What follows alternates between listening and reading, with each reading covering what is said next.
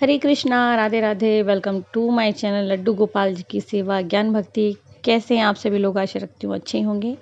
तो आज के इस वीडियो में हम लोग जानने वाले हैं गणेश चतुर्थी के बारे में। जी हाँ, देश भर में बड़े ही हर्षोल्लास के साथ में मनाया जाने वाला ये त्यौहार गणेश चतुर्थी का, तो ये भी धूमधाम से मनाया जाता है और हमारे गणपति बप्पा सभी के घर में विराजते हैं। खूब ढेर सारी मिठाइयाँ हम बनाते हैं, उन्हें भोग लगाते हैं, खूब अच्छे से उनका स्वागत करते हैं। तो चलिए आइए, अगर आप लोग भी घर में गणपति स्थापना करने जा रहे हैं तो ये वीडियो आप लोगों के लिए इम्पोर्टेंट हो सकता है। तो वैसे सबसे पहले जो जानने की बात है वो हम लोग जानेंगे तिथि, मुहूर्त और स्थापना कब करनी है, ये सारी बातें। तो इस साल जो चतुर्थी तिथि की शुरुआत हो रही है वो 18 सितंबर 2023 से हो रही है, दोपहर 2:09 से। और इसका जो समापन हो रहा है वो 19 सितंबर को हो रहा है 3:13 पर। तो ऐसे में ना उदय तिथि के अनुसार गणेश चतुर्थी जो है 19 सितंबर को मनाई जा रही है। जैसे कि मैं हर बार बताती हूँ, कोई भी व्रत त्यौहार उदय तिथि के अनुसार ही मनाना चाहिए। जैसे कि पहले मैं 6 सितंबर के लिए बोल रही थी जन्माष्टमी के लिए, लेकिन उदय तिथि थी उसकी 7 सितंबर को, तो फिर वो 7 तारीख को ही हमने मनाया था। तो गणपति बप्पा का विसर्जन आप कब कर सकते हो, कितने दिन आप घर में रख रहे हो, ये आपके ऊपर होता है। मैं सिर्फ आपको जानकारी दूंगी। तो चलिए हम लोग ये जानकारी लेते हैं। तो मूर्ति स्थापना का जो शुभ मुहूर्त है वो क्या है वो भी जानेंगे। और अगर आप घर लाने वाले हैं तो गणपति बप्पा को घर कैसे लेकर आए, किन किन सावधानियों को बरते, क्या नियम है, ये सब हम इस वीडियो में जानने वाले हैं। तो अगर आप भी गणेश प्रतिमा की स्थापना कर रहे हैं, गणेश जी की स्थापना कर रहे हैं, तो 19 सितंबर को सुबह 11:07 से मुहूर्त है, 1:34 तक का। ठीक है, तो बप्पा का जो स्थापना का शुभ मुहूर्त है आप इसमें करें।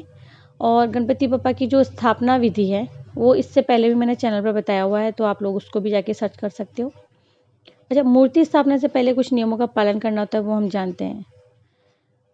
कुछ बात यह कि भगवान ना जब आप लेकर के आएँ तो वो किसी सिंहासन पे या किसी आसन पर विराजित हों, इस बात का ध्यान दें। उनके साथ में उनका जो वाहन है मूषक और मोदक हाथ में, ये ज़रूर से हों। एक गलती कभी ना करें। कभी कभी कुछ लोग ऐसा सोचते हैं कि हम बप्पा को ले आए हैं तो उन्हें मुकुट या पगड़ी नहीं धारण करवानी, उन्होंने तो ऑलरेडी पहनी हुई है। तो नहीं, ये सम्मान होता है। जो हम पगड़ी हम पहनाते हैं वो सम्मान होता है। तो गणेश जी की प्रतिमा जब भी लेकर के आएँ, इस बात का ध्यान रखें कि उनके सिर पर मुकुट ज़रूर से सजा हो, वो चाहे मिट्टी से बना सजा हो या आप पहनाएं, आप भी घर ला के पहना सकते हो। ये मानते हैं कि मुकुट के बिना गणपति जी की जो प्रतिमा है, विग्रह है, वो अधूरा माना जाता है। लाल कपड़ा, जब भी आप गणपति जी को घर में लेकर आएँ तो उन्हें लाल कपड़े से ढक करके ही लेकर के आएँ, इस बात का विशेष ध्यान रखें। इससे पहले भी जितनी वीडियोज़ मैंने बनाई है मैंने सब में बताया है, इस बार भी बता रही हूँ। साथ में ध्यान रखें कि उनकी जो प्रतिमा है घर की उत्तर दिशा में या पूर्व में या पूर्वोत्तर भाग में आप स्थापित करें। प्रतिमा की पूर्व दिशा में आप कलश की स्थापना करें और दक्षिण पूर्व में दीपक जलाएं।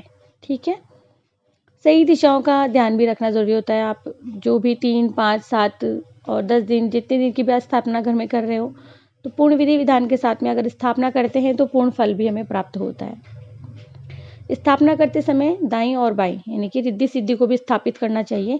इसके लिए आप प्रतिमा के दोनों तरफ हल्दी से स्वास्तिक बना सकते हैं। साथ ही में एक एक सुपारी भी रख सकते हो, रखना भी चाहिए। इससे पहले मैंने आपको अपनी एक वीडियो में पूर्ण विधि विधान के साथ में बताया है, ज़रूर से देखें। किस रंग का फूल चढ़ाएं आप हम भगवान गणपति जी को? तो भगवान गणपति जी को लाल रंग ना बहुत पसंद है। ऐसे में उनकी पूजा जो है सारी चीज़ों में अगर उनका पसंदीदा रंग, उनकी पसंद की मिठाई अगर हम लोग शामिल करेंगे तो कितना अच्छा होगा। तो गणेश जी को भोग में क्या लगाएं? वैसे तो आप सभी जानते हैं कि गणेश जी को मोदक ना बहुत पसंद है और लड्डू मोतीचूर की बहुत पसंद है। तो गणपति बप्पा को आप उनकी पसंद की चीज़ों का भोग लगा सकते हो।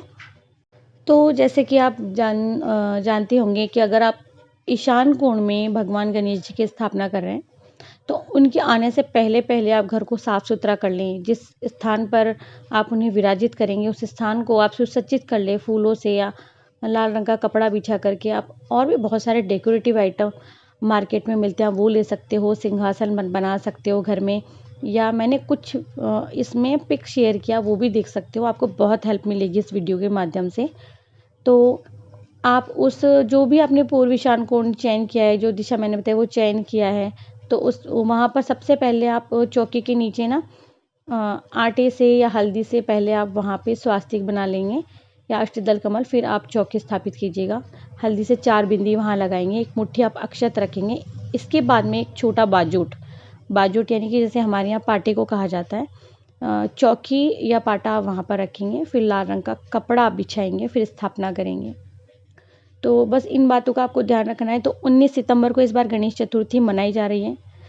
विघ्नहरण मंगलकरण विनायक जी महाराज सबके घर में सेवा के लिए आ रहे हैं, सबके घरों में आ रहे हैं, तो पूर्ण विधि विधान से सेवा करें, नियमों का पालन करें। अगर आप गणपति की स्थापना घर में कर रहे हैं तो देखिए कुछ बातों का विशेष तौर पर ध्यान रखिए। इनकी पूजा के कुछ नियम हैं, वो जान लें।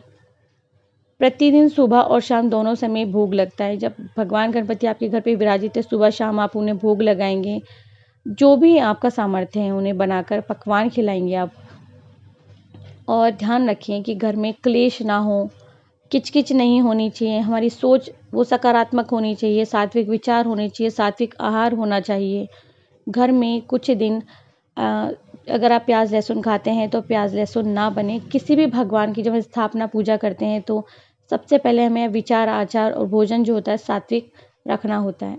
इन बातों का विशेष ध्यान रखें। अच्छा, कई लोग कहते हैं कि भगवान गणेश की पीठ नहीं देखनी चाहिए, तो मुझे नहीं पता भाई, मैं तो देख ही लेती हूँ। कई बार देखना होता है, स्नान करवाते हैं तो देखना ही होता है, लेकिन ऐसा कुछ बड़ा बुरा हुआ मुझे नहीं पता कि भगवान भी कभी अपने बच्चों के साथ बुरा कर सकते हैं। बट ये एक धारणा है, लोग मानते हैं कि हमारे पुराणों में ये बताया गया कि भगवान गणेश के शरीर पर ब्रह्मांड के सभी अंग निवास करते हैं। इसीलिए कभी भी उनकी पीठ पर नहीं देखना चाहिए उनकी पीठ को, क्योंकि उनकी पीठ के पीछे ना दरिद्रता का वास होता है। तो जो भी पीठ के दर्शन करता है उसे दरिद्रता का प्रभाव उस पर पड़ता है। मुझे ये नहीं पता कि दरिद्रता का प्रभाव पड़ता है नहीं पड़ता है।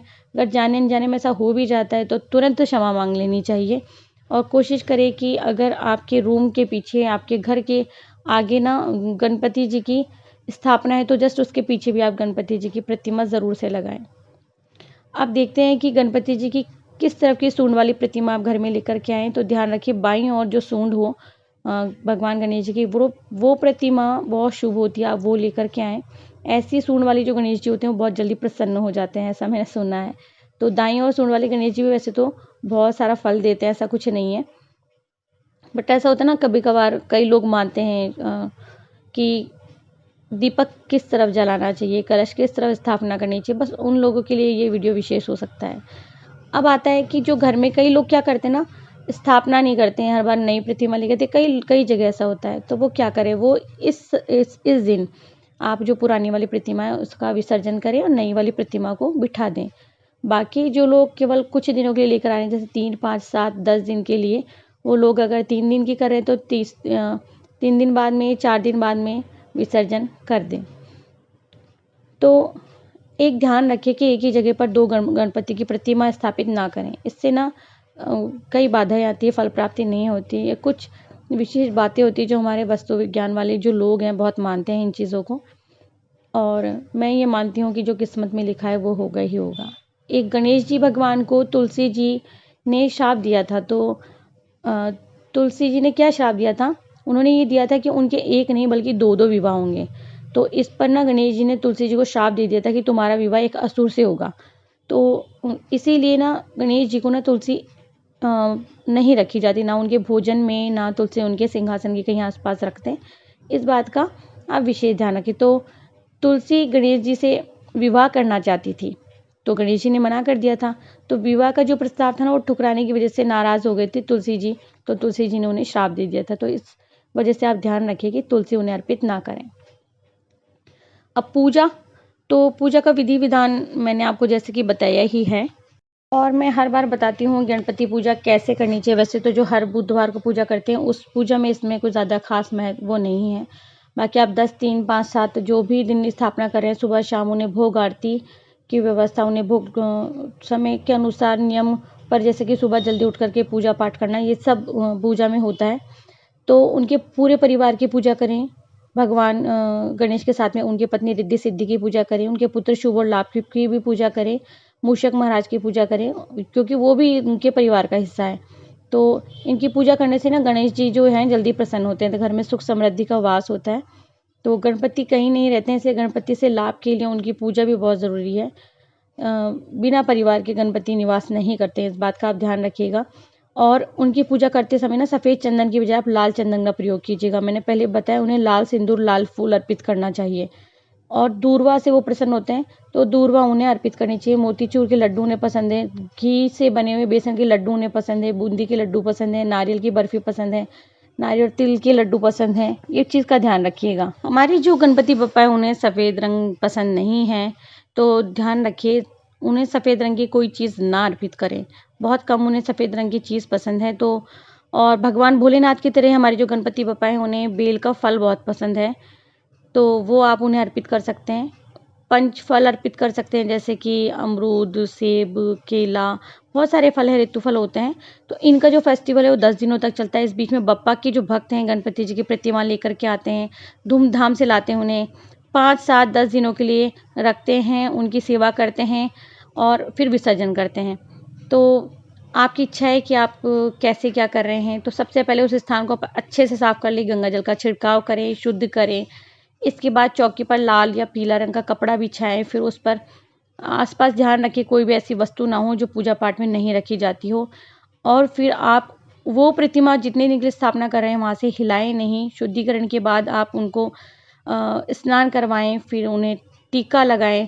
टीका लगाने के बाद में पुष्प अर्पित करें, धूप, दीप, कपूर, रोली, मोली सबसे पूजा करें। 21, 51, 108, 111 आप उन्हें दूब अर्पित करें, मिष्ठान का भोग लगाएं। और सब कुछ समर्पित अर्पित करने के बाद में मोदक का भोग लगाने के बाद उनकी आरती करें, कथा सुने। तुलसी कभी अर्पित ना करें, मैंने बता दिया। सफ़ेद जनेऊ की जगह पीला जनेऊ आप यूज़ लीजिएगा, ठीक है। तो ये सारी चीज़ें मैंने आपको बता दी हैं। और घर में नॉनवेज, लहसुन वगैरह, प्याज, ये सब चीज़ों का प्रयोग नहीं होता है अगर आप घर लेकर के आ रहे हैं। अगर घर में आप इको फ्रेंडली गणेश जी बना रहे हैं तो मदार की जड़ या मिट्टी से आप इको फ्रेंडली गणेश जी बना सकते हो। प्लास्टर ऑफ पेरिस के गणेश जी की स्थापना बिल्कुल मत कीजिएगा घर में। और जहाँ तक कोशिश की है मैंने इस एक वीडियो में आपको सारी चीज़ें बताने का, फिर भी अगर कुछ रह जाता है तो आप मुझसे कमेंट सेक्शन में आकर के पूछ सकते हैं। जब भगवान गणपति जी को आप घर में लेके आए, लाल रंग का कपड़ा आप उड़ा के लेकर आएँ, घर में आप घंटी बजाएं, शंखनाद करें, शंख बजाएं। सफ़ेद रंग की जो प्रतिमा होती है वो घर में ना शुभ मानी जाती है, तो आप सफ़ेद रंग की भी प्रतिमा घर में लेके आ सकते हो। मिट्टी से बनी हुई इको फ्रेंडली प्रतिमा जो आती है आप उस पर कलर कर सकते हो, घर में गणेश जी बना सकते हो। या अगर आपके पास में फ़ोटो चित्र है तो आप उसका भी पूजन कर सकते हो। ऐसा कुछ नहीं है कि उसका पूजन नहीं किया जा सकता है। बैक वीडियोस में जाके और भी आप जानकारी हासिल कर सकते हो। तो कुछ चीज़ें थी जो छोटी छोटी मुझे इसमें लेनी थी, तो वो मैंने इसमें शामिल कर दी है। दूसरा, भगवान गणेश जी जो है ना, उन्हें अगर आप चावल रख रहे हैं तो पीले कर लें, सफ़ेद भी रख रहे हैं तो टूटा हुआ चावल उसमें बिल्कुल नहीं होना चाहिए। और जनेऊ को हल्दी से पीला कर लें। मैंने ऐसा कई बार अपनी वीडियोस में किया है, कई बार, 1-2 बार मुझे चढ़ाना भी पड़ा है सफ़ेद। तो आप सफ़ेद जनेऊ को हल्दी से पीला कर लीजिएगा। तो जहाँ तक था मैंने शायद सारी जानकारी दे दी है। और अगर लाल चंदन नहीं है तो पीला चंदन ले लें। सुबह शाम गणपति जी की पूजा करनी है, मंत्रोच्चार करना है, शंखनाद करना है, घंटी बजानी है। श्रद्धा भाव से पूजा के बाद में सारे परिवार के साथ भगवान गणेश जी का जयकारा लगाएं, ताकि हमारे पूरे परिवार के विघ्न ना गणपति अपने साथ लेकर चले जाएं। तो आशा करती हूँ वीडियो आप सबके लिए महत्वपूर्ण रहा होगा। अगर महत्वपूर्ण है तो आप इस वीडियो को आगे शेयर कर सकते हो, ताकि सभी को ये जानकारी मिले। और अपने फ्रेंड एंड रिलेटिव्स में शेयर कर सकते हैं वीडियो को। और कोशिश कीजिएगा आप इको फ्रेंडली यानी कि मिट्टी से बने गणेश जी की स्थापना करें, उन्हें घर में विराजित करें, फिर विसर्जन करें। विसर्जन आप अपने घर में ही किसी बाल्टी टब में कर सकते हो, या अपने घर की मिट्टी में कर सकते हो, किसी गमले में कर सकते हो, और फिर बाद में उसमें छोटा सा पौधा लगा सकते हो। तो आप सभी को गणेश चतुर्थी की ढेरों शुभकामनाएं। भगवान श्री गणेश जी रिद्धि सिद्धि के साथ में ढेर सारी खुशियां लेकर के आपके घर में आए, सुख समृद्धि प्रदान करें आप सभी को। विघ्नहर्ता गणेश जी की जय हो, रिद्धि सिद्धि के दाता की जय हो, शुभ लाभ के पिता की जय हो। जय श्री गणेश।